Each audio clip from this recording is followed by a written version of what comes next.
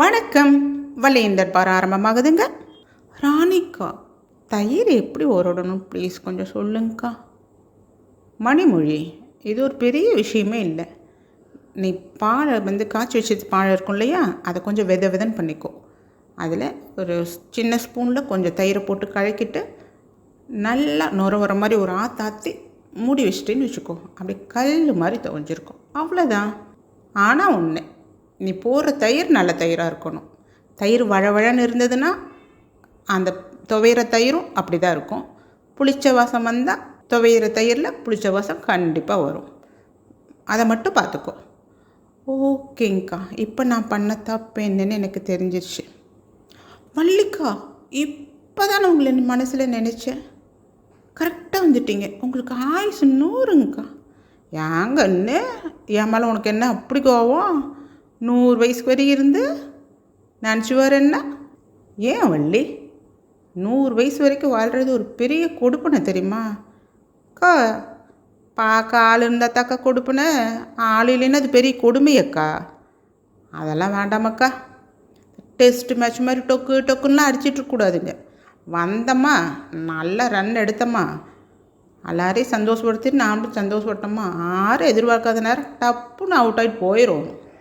அப்போ தான் எல்லோரும் நம்மளை நினச்சிக்கிட்டே இருப்பாங்க. நான் சொல்கிறது சரிதானக்கா? அக்கா, வேறு லெவல் உங்கள் உதாரணம் கண்ணி. ஆனால் ஒன்று, சாவன் தினம் நினச்சோம்னா வாழ்க்கை நிம்மதியாக இருக்காது.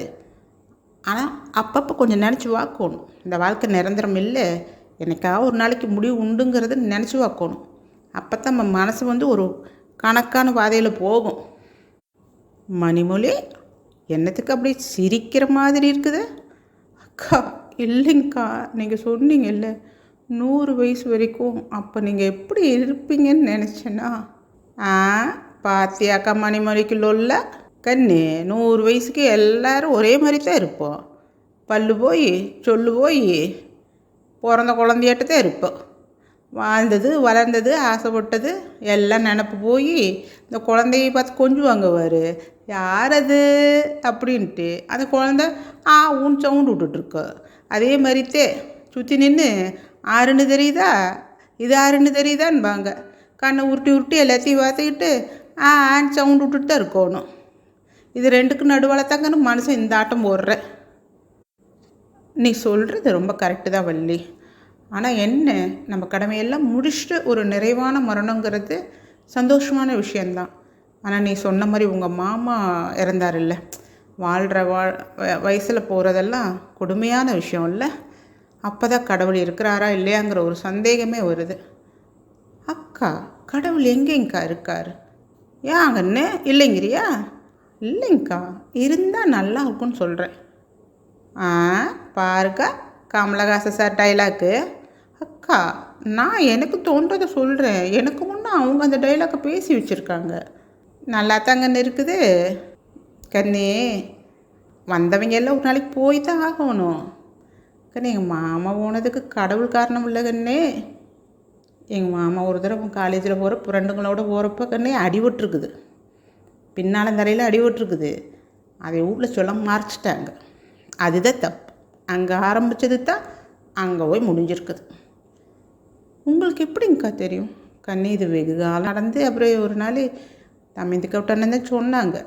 கண்ணே, நமக்கு ஏதோ ஒரு தப்பான ஒரு விஷயம் நடக்குதுன்னு வச்சுக்கோ, அதில் நம்ம தப்பு என்னன்னு நம்ம யோசனை பண்ணி பார்த்தோம்னா நம்ம தப்பு நம்ம கண்ணுக்கு தெரியும். நம்ம தப்பை நம்ம உணராமல் சுற்றி இருக்கிறவங்களையோ இல்லை கடவுளையோ குறையா சொன்னோம்னு வச்சுக்கோ, நம்ம தப்பு தெரியாது. நீங்கள் சொல்கிறதெல்லாம் ஓகே தாங்க்கா. இப்போ ஒரு தப்பு ஒருத்தர் செய்கிறாங்கன்னா அதை உடனே அவங்களுக்கு தண்டனை கொடுக்கணும்ல. இப்போ என்ன சொல்லியிருக்காங்க? அரசன் அன்றே கொள்வான், தெய்வம் நின்று கொள்ளுங்கிறாங்க.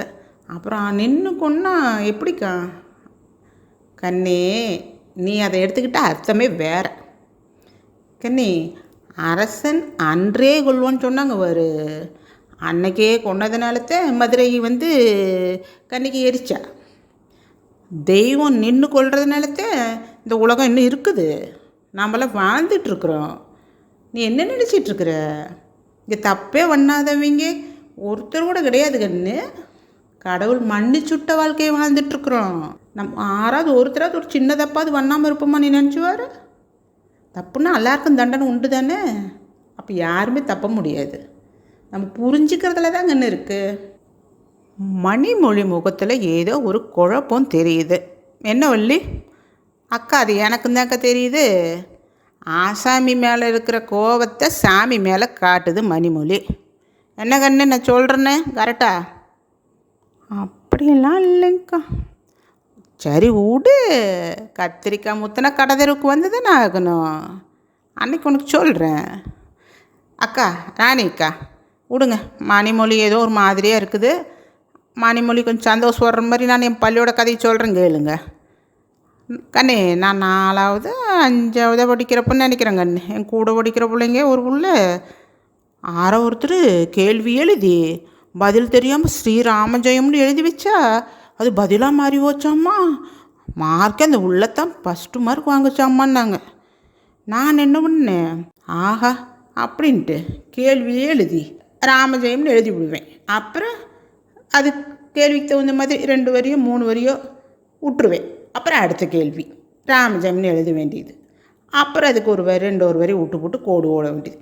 இப்படியே கண்ணு எனக்கு தெரியாத கேள்விக்கெல்லாம் எழுதி பேப்பரை கொடுத்துட்டேன்.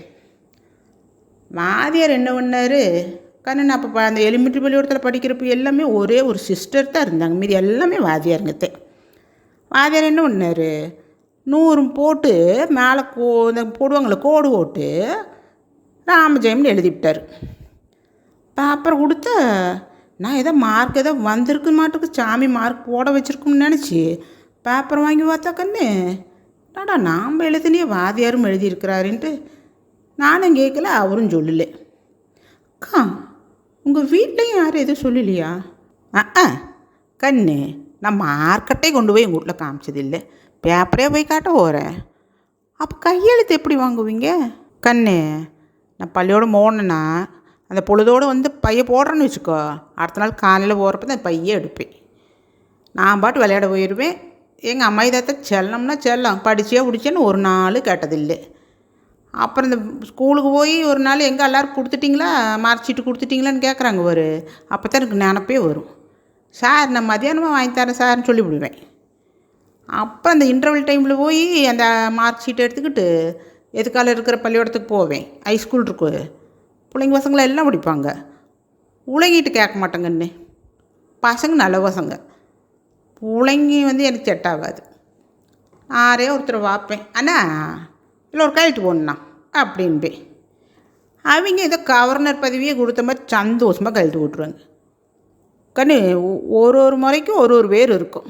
அது ஐயப்பன் இருக்கும், குமாரன் இருக்கும், ராமசாமின்னு இருக்கும். ஆனால் கண்ணு கொண்டு போய் கொடுத்துருவேன். ஒரு தாரம் கூட என்ன இத்தனை கையெழுத்து இத்தனை விதமாக இருக்குதுன்னு கேட்டதே இல்லை கண்ணு. நீ நினச்சி பாரு கண்ணு, நான் எப்படியா ஓட்ட பள்ளிக்கூடத்தில் படிச்சிருக்கிறேன்னு. அக்கா அப்போ நீங்கள் எப்போவுமே அப்படி தான் கையெழுத்து போட்டாங்களா ஹைஸ்கூல் போனதுக்கப்புறம்? இல்லை கண்ணு, நான் 6வது போனதுக்கப்புறமெல்லாம் டீச்சருங்கத்தேன். அப்புறம் நான் பிள்ளைங்க படிக்கிற பள்ளிக்கூடத்துக்கு தான் போனேன். நான் என்ன பண்ணேன் தெரியுமா, எங்கள் தாத்தா மாதிரியே கையெழுத்தோட பழகிவிட்டேன். அப்புறம் மார்க் ஷீட் கொடுத்தாங்கன்னு வச்சு கரெக்டாக என் தாத்தா மாதிரியே கையெழுத்து ஓட்டு கொடுத்துருவேன். அக்கா உங்களுக்கு எப்பவுமே கேட்டது இல்லையா வீட்டில்? கண்ணு இல்லை கண்ணே, எங்கள் தாத்தா கேட்டிருக்காரு, 2 ஒரு தடவை கேட்டிருக்கிறாரு. நான் தாத்தா எந்நேரமும் நீ வீட்லேயே இருக்கிறீங்க, நானே உங்களை மாதிரி கையெழுத்து ஓட்டு பழகிட்டேன்னு இல்லை, நானே ஓட்டு கொடுத்துட்டேன் அப்படின்ட்டுருவேன். அவர் சிரிச்சுக்கிட்டே போயிடுவார். நீ தப்பு அப்படின்னு ஒரு முறை கூட சொன்னதே இல்லை. ஆனால் ஒன்று கண்ணு, பிள்ளைங்க பெற்றவங்கிட்டு வளரணுங்கன்னு. ஏன்னு சொல்கிறேன்னா, இப்போ என் தாத்தா என் அம்மா ஏகப்பட்ட செல்லம், படிச்சியா எதோ பண்ணியான்னு கேட்டதே இல்லை. இப்போ இதே எங்கள் அப்பா அம்மாவாக இருந்தாங்கன்னா எங்கள் அம்மா கேட்காதா இல்லையா எங்கள் தப்பாக கேட்டிருப்பார். எனக்கு அந்த இங்கிலீஷ் பாடம் வரலைன்னா ஏதோ டியூஷன் கூட வச்சு கூட படிக்க வச்சுருப்பாங்கன்னு நினைக்கிறேன். பிள்ளைங்க வந்து பெற்ற வீட்டு வளர்கிறப்ப தாக்கன்னு அந்த கண்டிப்பு இருக்கும். என் அனுபவத்தை சொல்கிறேங்கண்ணு. கண்ணே, பள்ளியோடம் படிப்பு வேணால் நான் ஒழுங்காக படிக்காமல் இருந்திருக்கலாம் கண்ணே. ஆனால் வாழ்க்கை ஓடத்தை என்னை மாதிரி யாரும் படிச்சிருக்க மாட்டாங்க. என்ன அதுக்கு மார்க்கெல்லாம் தான் போடுறக்கு ஆள் இல்லை. எனக்கு மட்டும் அந்த கச்சிதமாக கோருவியாக எழுத தெரிஞ்சதுன்னு வச்சுக்கோ, இந்த நேரத்துக்கு மனுஷன் புத்தி எப்படியெல்லாம் மாறும். அது வெளியில் எப்படி ஒரு வேஷம் கட்டு உள்ளுக்குள்ளே எப்படி ஒரு எண்ணத்தை வச்சுருக்குங்கிறதே கண்ணு நான் ஒரு 10 புஸ்தகமாவது எழுதியிருப்பேங்கண்ணு. நெசமாக தான் சொல்கிறேன் கண்ணு. அவ்வளோ வேற நான் பார்த்து தெரிஞ்சு வச்சுருக்கிறேன். ராணிக்கா, என்ன வள்ளிக்காவையே பார்த்துட்ருக்கீங்க? வள்ளி, நீ சொல்கிறதெல்லாம் உண்மையிலே நிஜமா? அக்கா, சத்தியமாக்கா, நெசந்தேன். நான் இப்படித்தான் பண்ணேங்க்கா. அக்கா, ஆனால் எங்கள் பிள்ளைங்க கிட்டலாம் நான் படிப்பு விஷயத்தில் பேசவே மாட்டேனக்கா.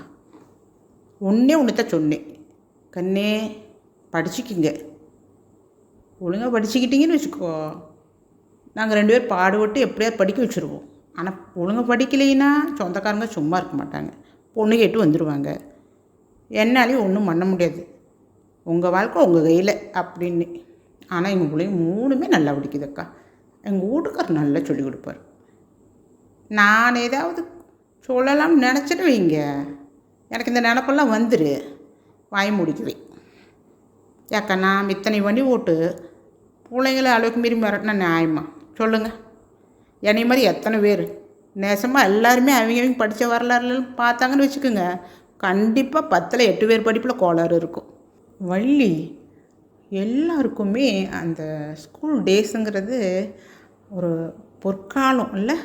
ஒழுங்காக படிக்கிறோமோ படிக்கலையோ, ஆனால் அந்த நாட்களெல்லாம் இன்றைக்கி நினச்சி பார்த்தா ஏக்கமாக இருக்குது இல்லை? ஆமாக்கா. அக்கா, நீங்களாம் காலேஜ் போயிருக்கிறீங்க, நானும் 9வது படித்ததுக்கே இத்தனை ஆட்டம் போட்டு வந்திருக்கிறேன் பாருங்க. அக்கா, துக்கத்தில் இருந்தால் கூட எனக்கு அதெல்லாம் நினச்சி பார்த்தேன்னா அக்கா சிரிப்பு வந்துடுமுங்க. வள்ளிக்கா, நீங்கள் அந்த ஸ்ரீராம ஜெயம் எழுதுனீங்க பாருங்கள், அது வேறு லெவல். வள்ளியின் தர்பார் இத்துடன் நிறைவடைகிறது. மீண்டும் தொடரும்.